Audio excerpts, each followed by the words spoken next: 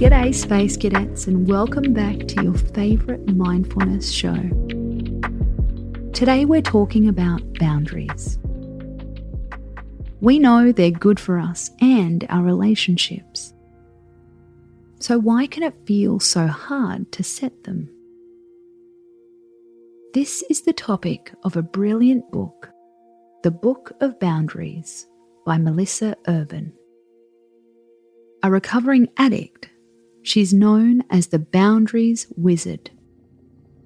21 years ago, while sitting next to a keg of beer, she set a boundary as an act of self-preservation. And it changed the trajectory of her life forever. You'll have to read her book for the deets on that one. Melissa defines boundaries as clear limits you establish around the ways you allow people to engage with you so that you can keep you and your relationships safe and healthy. Simple, huh? The problem is, a lot of us get them wrong. Boundaries are not about controlling people, says Melissa. They also don't need to take a lot of effort. When it comes to boundaries, Melissa says, we should focus on a minimum dose, maximum effort.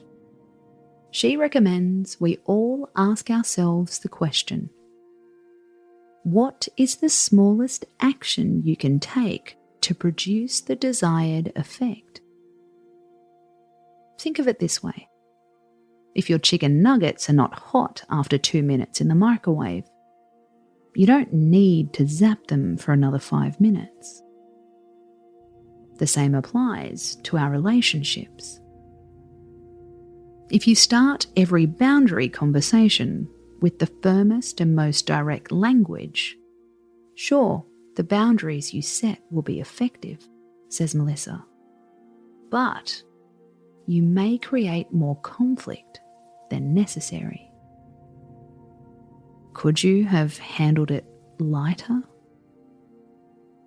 Think about the boundary you want to set or enforce, and go back to that question. What is the smallest act you can take to produce the desired effect? She gives a great example of setting boundaries when you're off work sick. If people keep calling you, it's time to set a boundary. But how far should you go? The lightest touch would be setting an out of office. If they keep calling, it's time to send an email. I'm out sick today. I'll be turning off my phone so I can rest. If that doesn't work, it's time to email your manager. I'm out sick today, but I'm still getting work calls and emails. I'd appreciate talking about this when I get back so we can make a plan to avoid this in the future. I'm sure you agree that employees shouldn't have to manage additional stress when they're recovering. For more scripts, check out The Book of Boundaries. Pro tip: this is never about changing other people. A boundary is about your behaviour, not theirs, says Melissa. The boundary isn't about them messaging you. The boundary is you saying, I won't accept this behaviour. It's a subtle shift that makes a big difference. You can't control them, but you can control your reactions. Feeling empowered? You're one step closer to becoming a boundary wizard yourself. Space out.